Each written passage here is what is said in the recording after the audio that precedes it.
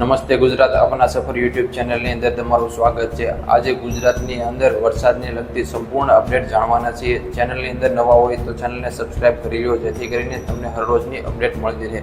મિત્રો, આજે 9 તારીખ અને સવારના 7 વાગ્યાના અપડેટ જાણવાના છે। ગુજરાતની અંદર વરસાદી આબોહવા કેવી રહેવાની છે, તો સૌથી પહેલાં આપણે જોઈએ મિત્રો તો મધ્ય ગુજરાતની અંદર વરસાદી માહોલ સવારના સમયે જોવા મળી શકે છે। ત્યાર પછી બપોર પછીના પણ અપડેટ જાણવાના છીએ। સૌથી પહેલાં આપણે વાત કરીએ તો અમદાવાદ છે તેમજ વિરમગામના આસપાસના વિસ્તારોની અંદર ભારેથી ભારે વરસાદ જોવા મળશે। વિરમગામ, અમદાવાદ અને નડિયાદ અને ધોળકા આ વિસ્તારોની અંદર ભારેથી ભારે વરસાદ જોવા મળશે। કેટલાય ઇંચ વરસાદ પડવાની શક્યતાઓ 1 ઇંચથી લઈ અને 1.5 ઇંચ સુધી વરસાદ પડી શકે છે। તેની સાથે મહેસાણાથી લઈ અને બનાસકાંઠાના વિસ્તારોની અંદર મધ્યમથી હળવો વરસાદ પડશે। સુરેન્દ્રનગર જિલ્લાઓની અંદર અને ભાવનગરના વિસ્તારોની અંદર પણ મધ્યમથી હળવો વરસાદની આગાહી કરવામાં આવી છે।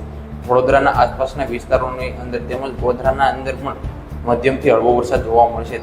ત્યાર પછી વાત કરીએ દાહોદ છે, છોટાઉદેપુર છે, આ વિસ્તારોની અંદર ભારેથી ભારે વરસાદી માહોલ જોવા મળશે। ત્યાર પછી બપોરના સમયે ગુજરાતની અંદર સંપૂર્ણ વિસ્તારોની અંદર વરસાદી માહોલ સર્જાઈ જશે।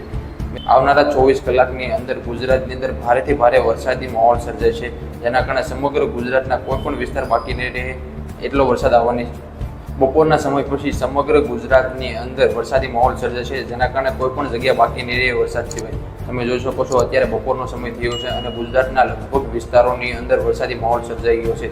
સૌથી વધારે જોઈએ તો ભાવનગરના વિસ્તારોની અંદર રેડ કલરનું બતાવે છે, ત્યાં અતિશય વરસાદ પડવાની શક્યતાઓ છે। ત્યાં 2 ઇંચથી લઈ અને 3 ઇંચ વરસાદ પડવાની શક્યતાઓ છે।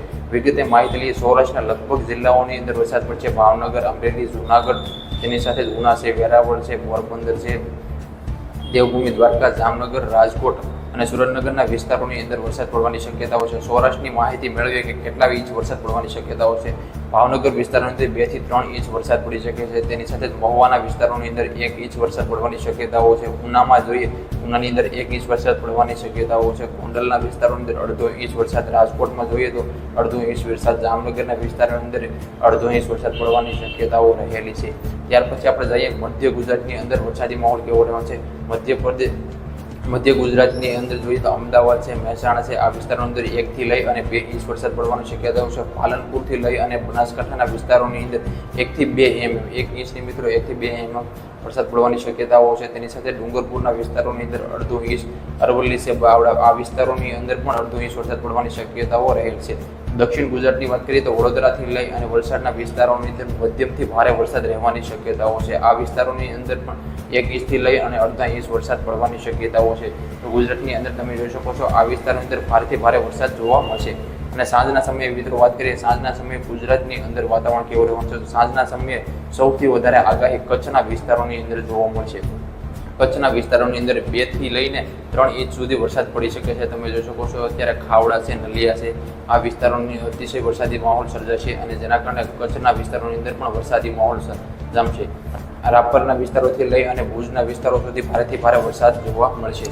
તો મિત્રો, આવા જ રાપરના વિસ્તારોથી લઈ અને ભુજના વિસ્તાર સુધી ભારેથી ભારે વરસાદ રહેવાની શક્યતાઓ। તેની સાથે જ ગાંધીધામ છે, માંડવી છે, આ વિસ્તારોની અંદર મધ્યમથી હળવો વરસાદ, જે દરિયા કિનારાનો વિસ્તાર છે ત્યાં હળવો વરસાદ રહેવાની શક્યતાઓ છે, પરંતુ મધ્ય કચ્છની અંદર સૌથી વધારે વરસાદ જોવા મળશે। તમે જોઈ શકો છો અત્યારે ખાવડા છે, રાપર છે, આ વિસ્તારોની અંદર ભારેથી ભારે વરસાદ રહેવાની શક્યતાઓ। તેની સાથે જ બનાસકાંઠાની અંદર પણ ભારેથી ભારે વરસાદ રહેવાની શક્યતાઓ છે। પાટણની અંદર જોઈએ તો પાટણની અંદર પણ વરસાદ રહેવાની શક્યતાઓ।